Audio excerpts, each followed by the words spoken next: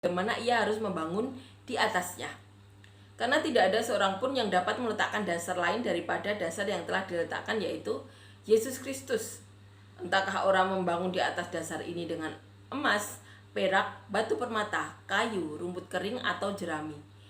Sekali kelak pekerjaan masing-masing orang akan nampak, karena hari Tuhan akan menyatakannya, sebab ia akan nampak dengan api, dan bagaimana pekerjaan masing-masing orang akan diuji oleh api itu.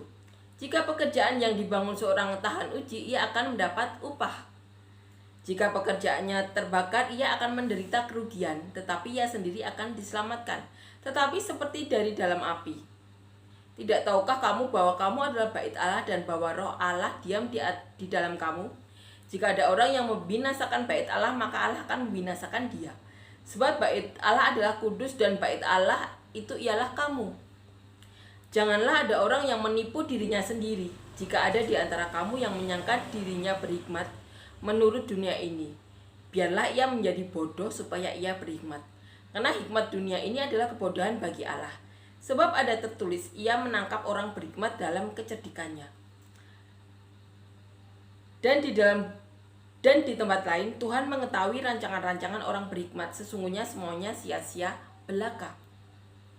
Karena itu janganlah ada orang yang memegahkan dirinya atas manusia, sebab segala sesuatu adalah milikmu. Baik mau Paulus, Apolos maupun Kefas, baik dunia hidup maupun mati, baik waktu sekarang maupun waktu yang akan datang, semuanya kamu punya. Tetapi kamu adalah milik Kristus dan Kristus adalah milik Allah, dasar dan bangunan. Paulus mengatakan, Paulus meletakkan dasar. Dan orang yang membangunnya nanti, dikatakan,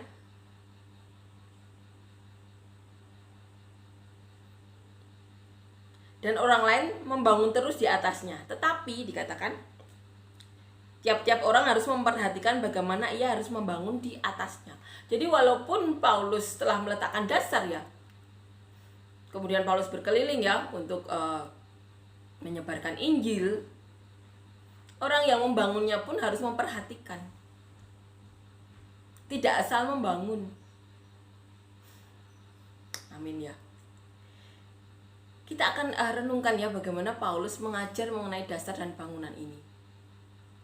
Sesuatu hal yang mereka lakukan pertama kali, gereja mula-mula. Dan mereka saat itu penuh kepenuhan Roh Kudus.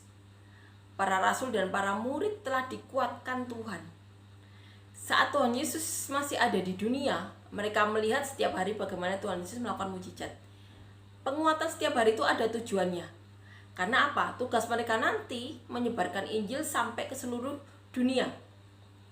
Jadi saat Tuhan Yesus ada di dunia ini, setiap hari mereka melihat bagaimana Tuhan Yesus melakukan mujizat. Itu bukan yang dilakukan Tuhan Yesus, itu bukan itu saja ya. Kemudian saat Tuhan Yesus disalibkan ya, banyak tanda-tanda. Dan Tuhan Yesus sering melakukan kesaksian di depan murid ya. Dan saat kejadian mereka saling menguatkan, oh ini maksudnya, ini maksudnya. Dan saat Yudas pun berkhianat, Tuhan Yesus juga mengatakan tanda-tandanya. Jadi para murid ini dikuatkan Tuhan Yesus setiap harinya. Seperti Roh Kudus yang bersaksi mengenai kejadian-kejadian yang akan datang, Tuhan Yesus pun juga bersaksi di depan para murid. Apa yang akan Tuhan Yesus alami? Tidak sampai di itu saja. Saat Tuhan Yesus meninggal ya di atas kayu salib, dikuburkan, kemudian bangkit, saksinya ada. Maria Magdalena menyaksikan bagaimana malaikat berbicara. Saat itu walaupun belum sadar ya, kalau yang ditanyai Maria Magdalena itu malaikat. Kemudian saat Tuhan Yesus 40 hari sebelum bertemu dengan Bapa, 500-an orang ditemui Tuhan Yesus.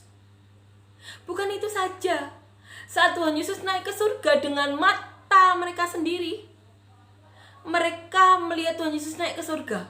Bukan itu saja, Kemudian Tuhan Yesus sudah berpesan sebelumnya tidak boleh meninggalkan Yerusalem sebelum mereka mendapatkan janji Bapa, janji Allah, yaitu Roh Kudus, bagian dari diri Bapa sendiri.